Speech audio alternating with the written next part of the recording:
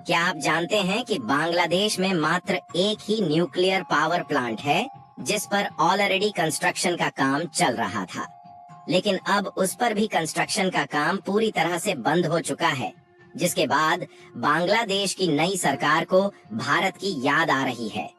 दरअसल हाल ही में खबर निकल कर आ रही है कि बांग्लादेश के रूपपुर शहर में जो न्यूक्लियर पावर प्लांट में कंस्ट्रक्शन का काम चल रहा था, उस पर इंडियन वर्कर ने काम करने से साफ इनकार कर दिया है,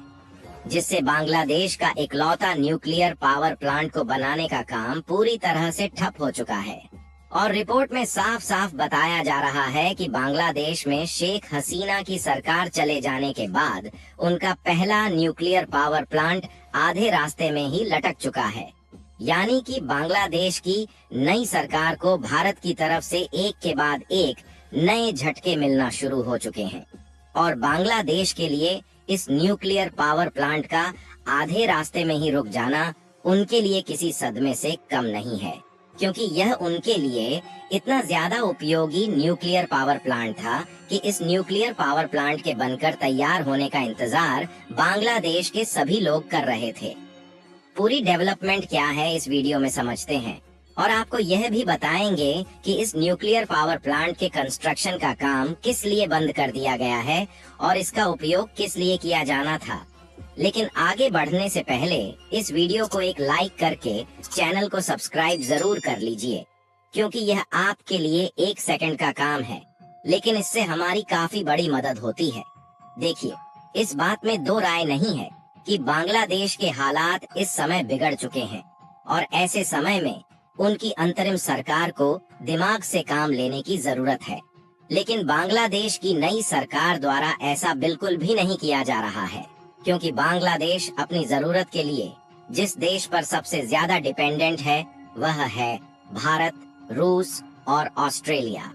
जिसमें भारत और ऑस्ट्रेलिया के साथ बांग्लादेश का सीधे तौर पर व्यापार होता है। तो वहीं रूस ने बांग्लादेश में अलग अलग सेक्टर के लिए काफी सारा इन्वेस्टमेंट किया है, जिसके कारण आज के समय में बांग्लादेश भारत के साथ साथ इन देशों का काफी सारा पैसा लेकर बैठ चुका है। यानी कि ऐसे समय में बांग्लादेश की नई सरकार को दिमाग से काम लेते हुए भारत के साथ साथ रूस और ऑस्ट्रेलिया से भी अपने संबंध को अच्छे से बनाकर रखना चाहिए, ताकि इन देशों के द्वारा बांग्लादेश पर प्रेशर न क्रिएट किया जाए।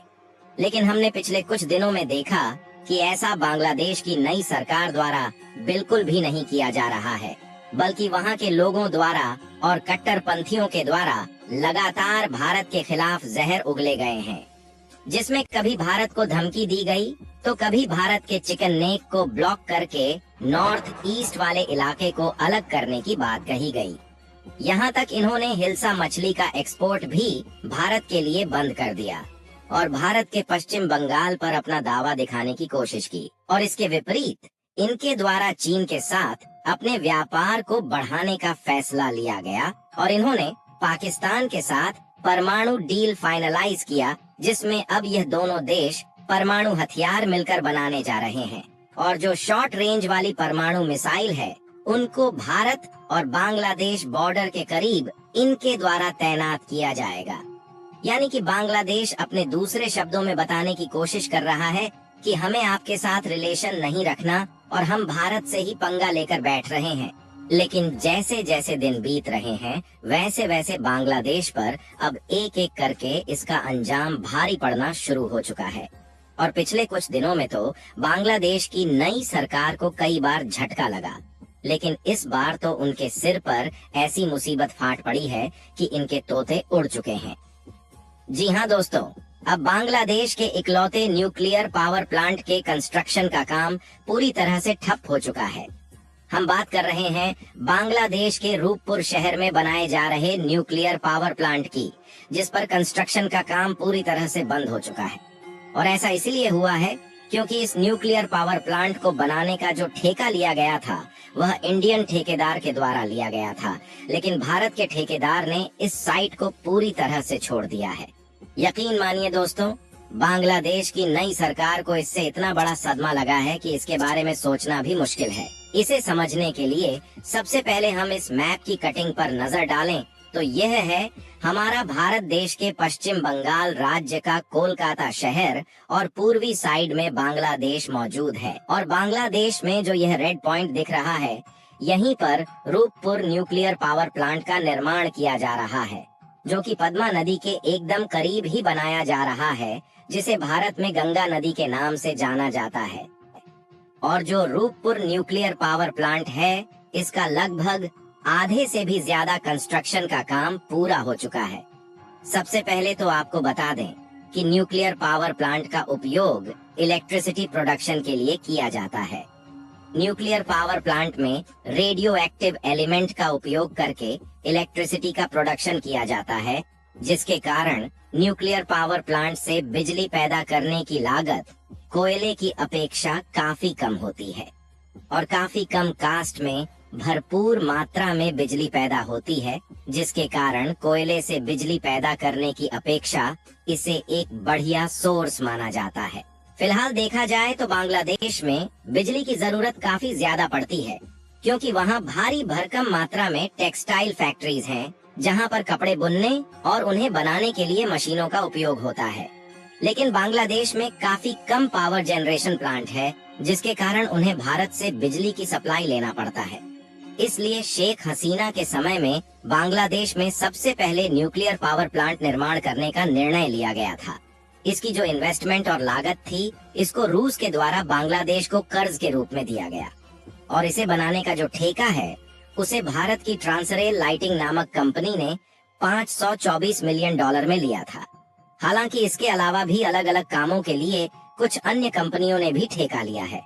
आपको बता दें कि रूपपुर शहर में जहां पर इस न्यूक्लियर पावर प्लांट के निर्माण का काम चल रहा था, वह लोकेशन बांग्लादेश का जो ढाका शहर है, वहां से लगभग 160 किलोमीटर दूर है, जिसके कारण सबसे बड़ी बात केवल इस न्यूक्लियर रिएक्टर का ही निर्माण करना नहीं है, बल्कि बिजली को अलग अलग शहरों तक पहुंचाने के लिए जो ट्रांसमिशन लाइन बिछाई जा रही थी, यह काम काफी ज्यादा मायने रखता है। इसलिए अलग अलग शहरों से दूरी काफी ज्यादा होने के कारण इसमें काफी ज्यादा वर्कर काम कर रहे थे। वैसे तो इस प्रोजेक्ट की जो टोटल लागत है, वह लगभग $13 बिलियन के करीब है, लेकिन इंडियन कंपनी ने इसका कॉन्ट्रैक्ट $524 मिलियन पर लिया था और यह सबसे कठिन काम होने वाला था, क्योंकि 7-7 किलोमीटर की ट्रांसमिशन लाइन को यमुना रिवर के ऊपर से बिछाया जा रहा था।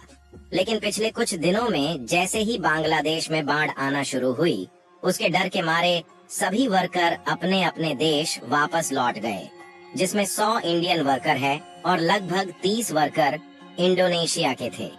लेकिन जब बांग्लादेश में बाढ़ के हालात ठीक हो गए हैं, उसके बावजूद भी यह वर्कर बांग्लादेश में जाने से साफ इनकार कर रहे हैं और इस प्रोजेक्ट पर बिल्कुल भी काम नहीं करना चाहते। और भारत की जिस कंपनी ने इस कॉन्ट्रैक्ट को लिया है, वह भी दोबारा से बांग्लादेश की इस साइट पर काम नहीं करना चाहती।